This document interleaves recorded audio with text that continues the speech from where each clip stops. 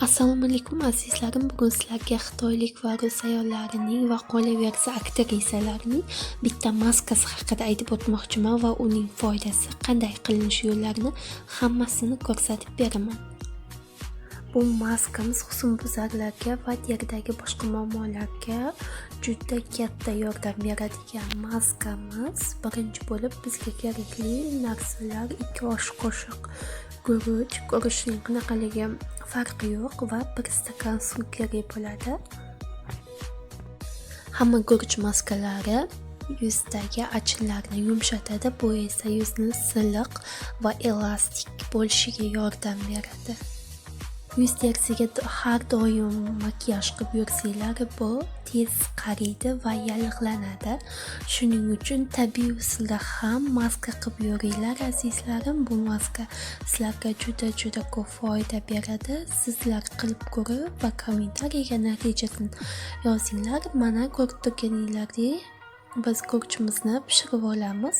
Gazda past olovda guruchimiz suvlarni hammasini o'ziga tortib olishi kerak. Bu guruch maskasi Xitoy va rus ayollarining va qolaversa aktrisalarning ham eng keng tarqalgan maskasi bo'lib topiladi. Mana guruchimizni ham pishirib oldik. U issiq holatda va yumshoq holatda. Endi bo'sh idishchamizga, quruq bo'sh idishchamizga guruchimizni solamiz.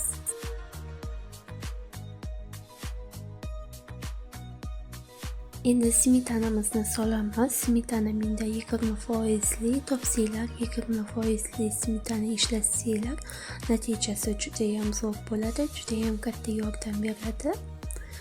Endi bu bizda kraxmal, smetana 1 osh qoshiq, kraxmal 1 osh qoshiq. Kraxmal menda kartofelli kraxmal. Iloji bo'lsa topsanglar, kartofelni ishlatsanglar bo'ladi. Yo'q bo'lsa kukuruzli kraxmal ham ishlatsanglar bo'ladi. Buni farqi yo'q. Endi qoshiq yordamida yaxshilab aralashtirib olamiz. Bir xil massa paydo bo'lguncha hammasi yaxshilab aralashib ketgan. Qo'lda surtsanglar, yuzingizga ham massaj bo'ladi, ham maskalar yoqiladi. Mana xuddi shu holatda surtib chiqasizlar. Bu maskani necha yosh oralig'ida qilish kerak deb so'rashlar mumkin. Bu maskani 15 yoshdan yuqori qiz va ayollar surishi mumkin. Bu maskani hech qanaqa ziyoni yo'q, foydasi bor, lekin ziyoni umuman yo'q. Hammanglar qilib ko'ringlar va natijasini kommentariyaga yozib qoldiringlar. Maskalar xuddi shu holatda surilishi kerak va 10-15 minut daqiqa oralig'ida iliq suvga yuvib tashlaysizlar.